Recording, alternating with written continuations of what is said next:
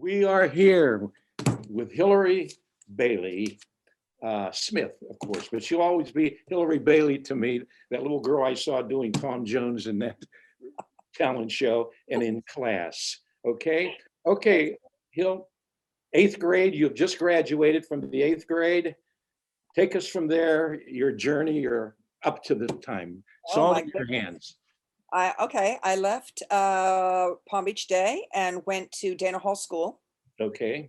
I was there for 4 years. I had a fabulous theater teacher there named Jean Arman, who was just very empowering and making me feel that theater was really, truly what I wanted to do. I left Dana Hall. I went to Pine Manor for 2 years. And then I went to Sarah Lawrence for 2 years. And I arrived at Sarah Lawrence as a junior. And at Pine Manor, they actually had really wonderful science courses. Oh, and I had a wonderful teacher named Mr. Pegg at Pine Manor. He's very also instrumental in my career. So I go to Sarah Lawrence for 2 years and I enter into the master's program for human genetics at the same time I was doing the theater program undergrad. And I spent 1 year in the master's program for human genetics at the same time. And I decided it wasn't for me. I really just wanted to be in the theater. So I was part of the Braswell Leach Theater, which is an experimental workshop theater there. And my senior year, we had a show. It was a class called Song Class, where you sang a song. And all the departments would come together, the design department, the makeup department, the dance department, and we put together this show. And all the school came out to it. And there was usually like 30 of us in the class, and song night was the night. And a producer saw it, took 6 of us and did it as a show in the city, down in on the lower west side. And I was scouted by ABC and Universal Studios. Universal because Mr. Pegg from Pine Manor called, and his friend, who was the casting person at Universal, and said, go down and see this show.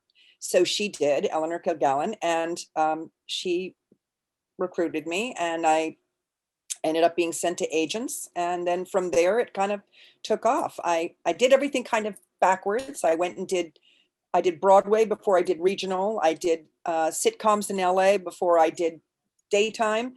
But all I really wanted to do was do daytime during the day and my theater at night. And so I was just very fortunate, and I got to do it all.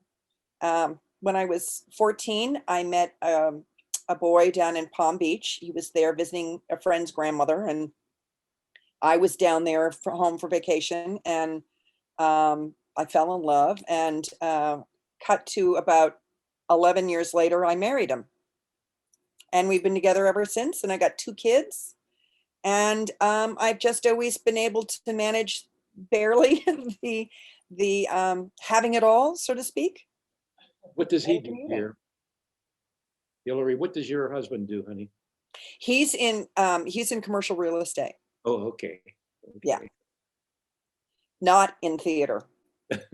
Not in the entertainment business. And I think that was the bedrock of how it all worked, because while I was traveling and going and doing and having to, I spent a lot of time when I wasn't doing a soap opera, I was constantly on a plane flying out, and he was right there with the kids and making sure that they had the consistency while I traveled around. So that's it for me. Nothing much. What about you, Mr. Greco? I'm here 53 years. 53 years. I've seen a lot of them. We've been doing a lot of interviews. This is number what, Barb? About 15 or so? And amazing what you people have accomplished. That's the one thing that hits me. I mean, I've interviewed 3 or 4 professors of philosophy teaching at Notre Dame and Wake Forest in North Carolina. I have people, former students who were experts in hurricanes, PhDs from MIT. I'd see him on television during the hurricane season when he'd be giving his thing. We have Oxford Dons, people from Oxford, and we have people who have started companies. have started companies and have sold them for millions of dollars. I mean, Well, it's just amazing. I will tell you that I put a lot of my success on your shoulders Oh, because you gave a speech class, and that was my 8th grade year, and you taught us how to prepare and stand at a lectern and be able to address a group of people with time constraints and learning how to be concise.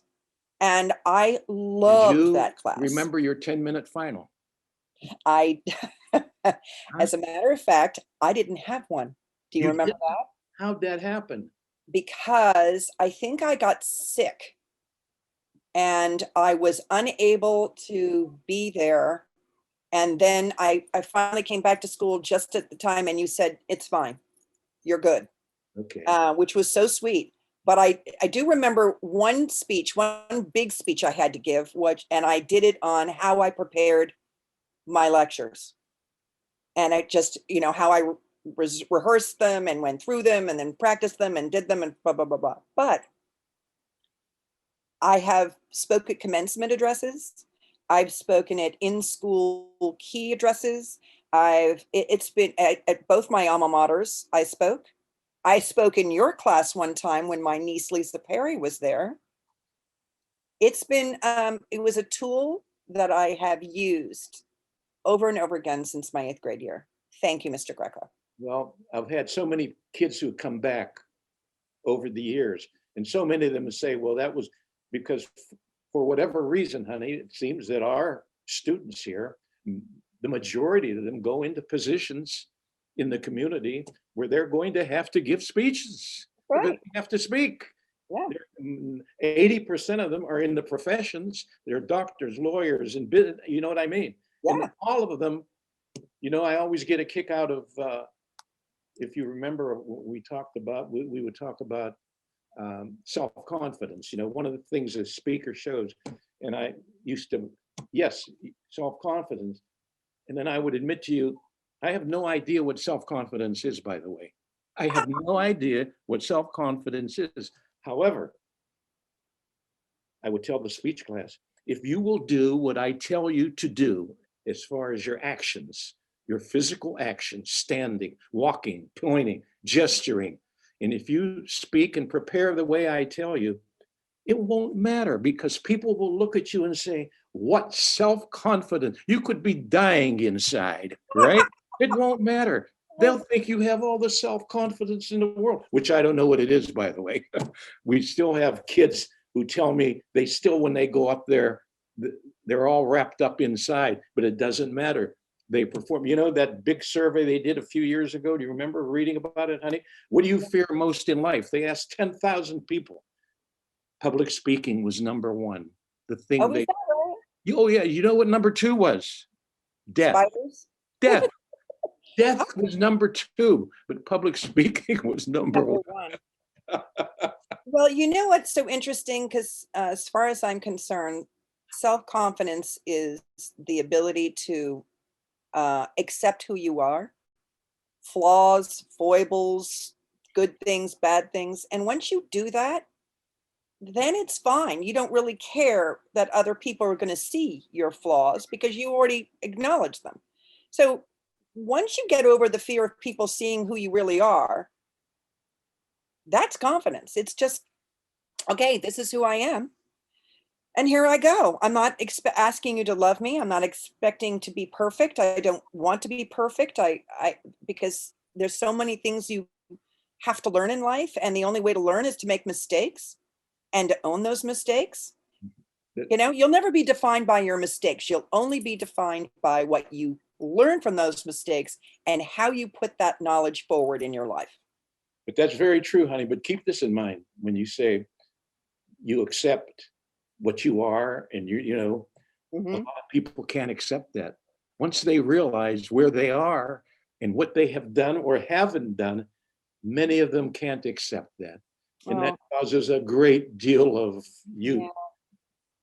problems in the world. Yeah, it is. It's too bad. I mean, I think that we would find I think we'd find this place a lot nicer if people could say, you know, I'm sorry, or I love you. But more people, but I think we'd be in a better place if we could say, I love me. Yeah, that's true. Absolutely true. Okay, so now this list of accomplishments, which is so impressive. What are you doing now currently? Are you doing anything? Let me ask you this question first. Yeah.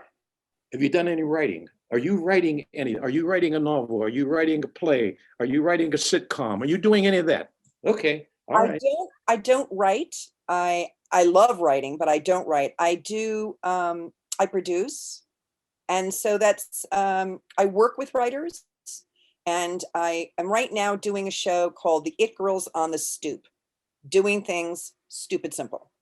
And we're just about to do season 3. And in this COVID world, it's a little challenging because we're on 2 different coasts and we can't get to each other, my co-host and I. And we're both producers and we can't get to each other. So what we're doing is we're going to do it on Zoom, and we're going to cook on Zoom, and then we're going to and record it, and then we're going to edit it together with confessionals and things that we're taking pictures of ourselves. We're just it's trying something new. Okay. That's what we're doing. And I do we've produced a movie, and I produced a show called Venice, which has won many Emmy awards. And that I enjoy. I'm not a good writer. I thought I was, but I'm really not. Okay. I'm a much better producer. All I'm right. a puzzle maker. Okay. And Let's that's it. go here, hon. Let's go here now. Let's go back, and we're going to do some reminiscing about your days at Palm Beach Day. Oh my God. Okay. Okay. Um, Before we do that, though, one very important thing, I want to get this in. I was scribbling that down. I have had students in class, mostly who had interest in writing, and they would tell me, "Mr. Greco, I want to be a writer," and they're good writers. They're good writers. And they say, "What advice do you give to me?" And I say, "Well, finish your schooling, get your education. When you go to college," I said, "see, if you want to be a writer, stay away from English departments. They'll ruin you. Those guys, they're going to tell you how to write great novels. Of course, had they been able to do that, they would have written one. But I said, take a wide variety of courses. You want to take some science. You want to be into psychology, philosophy. You want to be well-rounded there. That's about that. And then the only advice I can give you, you want to write, you have to write. And you have to write every day, whether you want to or not, whether you have the flame in you at that time or you have the inspiration. No, you got to do it every day. And then you'll know, eventually you'll know and that's about it. What I want Yeah, you I to didn't have the do, discipline. Hillary, It's what I want discipline. you to do, honey, Uh-huh. what do I tell my students to say? Gee, Mr. Greco, I really like that play I was in. I'm really interested in. What would you tell these students who have an interest in the theater? Now To they're in ninth basically what grade, you just said, just to do it. eighth Um, grade, and ninth grade. What advice would you give them? Continue with your education. Okay. Make sure you choose educational institutions that have very strong theater departments. Okay. Um, Go to graduate school. A lot of networking is done in graduate schools. Take your summers and get into plays. Do summer stock. Work in plays. Network. It's who you know, how you know them. It's 90% luck and timing and 10% ability, but you got to hone your ability, and you have to understand the business, but you got to be educated in order to be a really good actor, like a good writer. You have to be educated. You have to have an understanding of what it is that you're saying, and you understand psychology. You have to understand people. You have to be able to listen. Really important to be able to listen. So when you have conversations with people, acting is about reacting. It's not about proacting, it's reacting. And that's what makes, watch Meryl Streep. When she's not speaking, she's constantly moving. there's something going on with her all the time. It's very interesting. And that's what makes her so compelling and interesting, because when she's not speaking, she's still there. She's still in it. And that's fascinating. She's listening. Let me ask you Listening this is very question. powerful. In your experience, Mhm. are actors born or are they made? Or is it a combination? Do you think there's a basic psychological, we read a lot of time where basically so many actors are, especially comedians, are insecure. It comes from complete insecurity, etc., until they can get into another role and get out of their. How do you think an act? There, just some people who are born to act. Yeah, I think there's nothing I ever wanted to do other than act. For as long as I can remember as a kid, I used to walk around with Pledge and pretend I was doing Pledge commercials. I mean, it's all I ever wanted to do. I wrote a little play at Palm Beach Day School and put it on with some friends. And I think there's some people who are just born to it, who want it, just love that whole idea. And then there's some people who find it in the course of their life. And there's some people who really want it, but what they want is not necessarily um, the acting. What they want is they crave the creativity. And some of them go into law. It's I don't know what it is. I think it's I don't know. I think it's a little of both. A little of both. A little of both. I remember being in college. I majored in English and government and minored in speech. And the one piece course I had, the professor was the head of the drama school. And I remember they were putting on, they were, and I was in class with a lot of those kids in drama. I don't know how I got in there, but just because of scheduling. And I remember they were doing a streetcar. They were going to put on Streetcar named Desire. And I remember watching them read, and he would use class time, since most of them were in the play. He'd tell me, go do whatever you want. And I just watched them. And I remember the kid who was playing Stanley Kowalski, and they'd go over some of the themes. And I'd sit there thinking to myself, I could do better than he's doing. I could do better than he's doing. He's done that. But of course, I much too inhibited to go Yeah. and try to get into. Armchair quarterbacking, that's what that's called. Yes. But yeah, it's an interesting field, and it draws really interesting people. And everyone's gotten into it for different reasons and found themselves in it, but once they get in it, they get a bug. I think the hardest thing is I knew someone who loved it, would do as much summer stock as they could, had a job, would do Playhouse. Their summer theater, their local Playhouse theater. They just loved it, loved it, loved it. And the crushing blow was that they either A, didn't have the discipline for it, or B, they didn't think they were good enough. And it was so sad for them to finally realize, I just can't do this anymore. I've got to stick with my day job. It always amazed me, hun, because of my own shortcomings here, I imagine. Broadway, the plays on Broadway, Mm-hmm. especially when you'd get into Shakespeare, etc. Oh. How do they memorize those lines? Oh, that's easy. That's a muscle. That's That's right. a muscle. Yeah, on soap operas, I'd have 60 to 80 pages of dialogue every night. And it's just a muscle. It's like a gymnast. How do they do that? Well, you don't just wake up in the morning and do it. You train, you stretch, you work, you practice. It was like, what you do when you make speeches. You get to the point where it's like falling off a log, because it's practice, and your brain is a muscle, and it just knows how to do it. It knows how to take it in, and it knows how to put it out. Well, that's interesting you say that. In speech class, if you recall, the first day of speech class, I always tell my kids, keep this in mind. It's like real estate.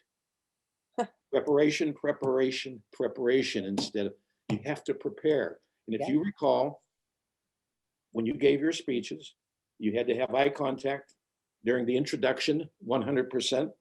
Yep. The conclusion, 100%. And during the body, 90%. And then when you gave up to give your speech, you could take your notes with you, but you had to maintain that eye contact. And Mhm. all you had were those speech notes there, that crutch, if you had to glance down. And you remember, you were timed. It's Yeah. a 2-minute speech, 9 to Yeah. 11, you had to be within there. But at least you had your notes there. And as I would tell the people, once you have your outline, then start and practice aloud. Practice aloud as you can from the beginning, and you'll go through it and put it down, and you'll forget a lot and this and that. But when you get up to give your speech, you've given it already maybe 30, 40 different ways, but the most natural one will come through, okay? And if you do get in trouble, all you need is glance down and you pick it up. But when you're memorizing dialogue, and you can't look down, you're memorizing honey, and how do you do that? Well, you're memorizing a conversation and the other person is giving you the other half. So it's very easy. Every time someone says something, it cues you to say your line. What's important is that you have it down so cold, you run lines with them so many times that actually you don't think about the words when you stand on the stage. You're just listening and watching them and hearing them. And that's the most important thing. That's what acting is. It's listening and hearing. You know the words, you know what they're going to say, you know what you're going to say in response. But the acting is what happens all around and in between the words. You know, I have, were you doing the 75 lines that you had to do for Julius Caesar?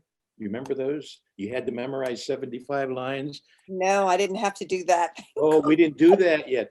After you left, I guess we did Julius Caesar, and the kids had to do 75 lines. And then we did Cyrano de Bergerac, and they had to do 75 lines. Now they didn't have to be all in order. They could pick a speech here, a speech there, etc., whatever they liked, and they had to do it. I've had parents come in and say, and Mr. Greco, I think this is unfair. I don't want my daughter to have to memorize. I want her to have to think, not to memorize. And when they do that to me, you know what I do, honey? I push my chair back and I pull my pant leg up, and I'd show them the 12-inch scar. And I say, do you realize how much Dr. Hodge had to memorize before he put that new knee in for me? And there's a sign in my room. You didn't have it when you were there, but I put it up later. It said, facts and skills are inseparable. You can't do anything without a basic amount of fact. Just as in usage and grammar, you had to memorize the nominative case. I, you, he, had said in the rules. If you don't know those, you can't apply them. But anyway, but after that, I had a tool that helped me answer the parents too. And this is in the last 10, 15 years. I have done some reading in physiology and everything where it says that they're not sure, but the practice in memorizing, pure memory, may be something that inhibits the onset of Alzheimer's. So if that should put you in real good. I hope so. I hope so. But that was, that was my education at Palm Beach Day School anyway, was very rote.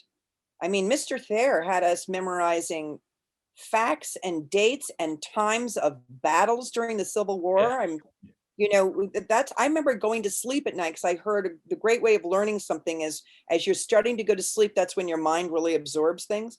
I would put on dictation on tapes all these facts and stuff, and I'd play them in my ear as I went to sleep at night so that I'd have it. It was all, and we also had to stand up in first grade. I think Mr. Bayless made us do this too. We had to stand up in first grade and recite poetry. And I still to this day, I must down to the sea again, to the sea in the lonely sky with a wind, little cat came in.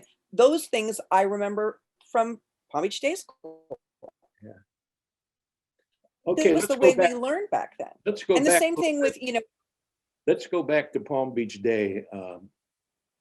Let's reminisce a little bit. Any drama there, honey?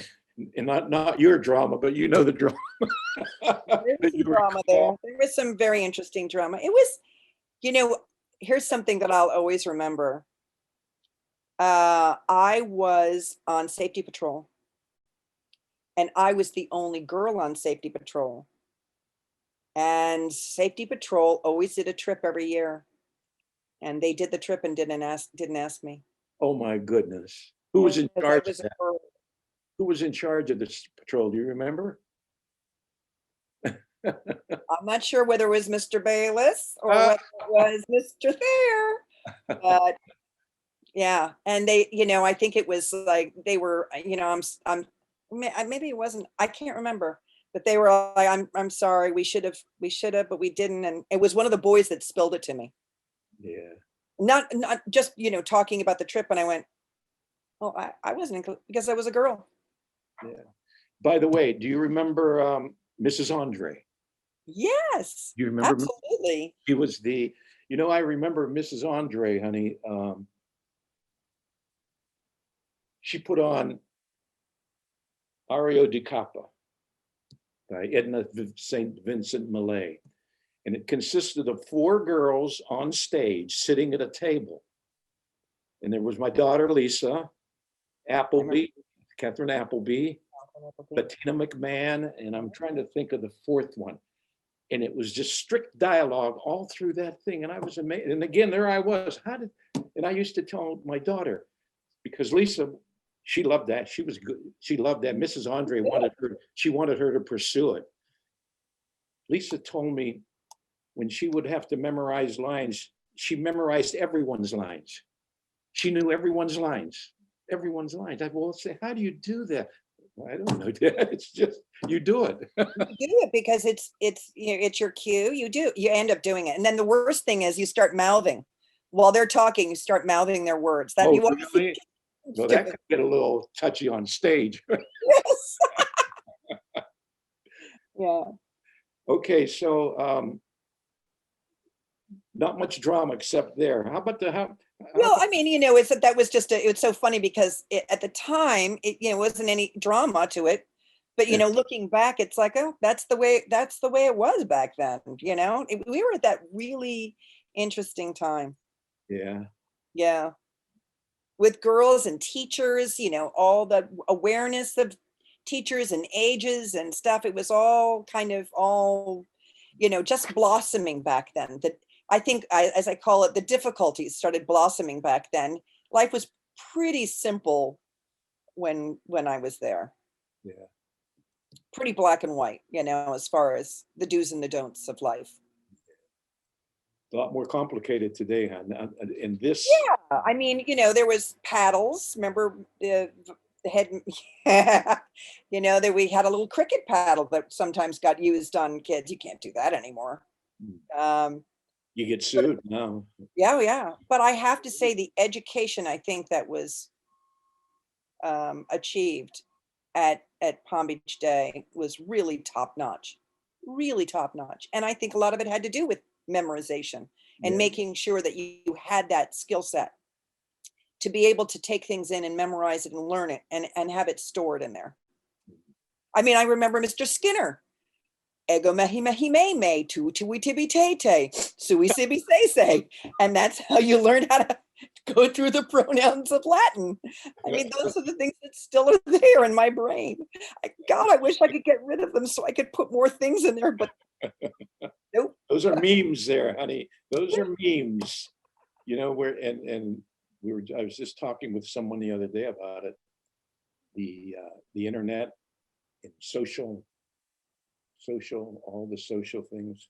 Yeah. I'm coming to the conclusion there are positive things to it, but in many ways it's a destructive virus. Oh, you had to see what happened last week. It's a destructive virus. And we've had, even in school here, kids who have been bullied on the thing. And I mean, really terrible things, terrible things. Yeah, it was pretty straightforward when we were there. If you were going to be bullied, you got bullied face to face. You really did. And everyone knew who the Right. bully was. But this social media, it's much more insidious. Yes, terrible, terrible. I have nothing to do with it. I don't even own a computer. Can't use it. Barb does all the work here. Well, I find that computers are great. I have I have the gadgets that I need because for the longest time, lines or getting scripts, they'd email you your scripts because that, it was easier for them to do and saved paper and, trees and whatnot. So you kind of had to be a little bit versatile in how to use it, but I don't tend to go there much. I like the written word. Yeah, the written word, that's right. Read a book. Yeah, well, now I'm listening to books. Listen, Miss Hillary, this has been so great. You realize I didn't see you since you left here. You know that. You never came and visited me. I did. I came to your class when Lisa Perry was there. You had me come back. I mean, you haven't been back since or So anything when like was that? Let me ask you this, dear. Do you get down to Palm Beach much at all? Well, I live in the Keys. In the Keys? In the Keys. I'm down here in the Keys. Yeah. I go to Palm Beach every now and then. I go. I don't live there. I don't I thought it's a different place. Right. Okay. Do me a favor, will you? When this virus is over and we all have our vaccines, you're going to get a vaccine, I hope. Huh? Oh yes. Oh Okay. yes. And we all have our vaccine. Next time you're in town, give me a call. We'll go out to lunch, huh? Oh, I'd love that. I would Okay. love that.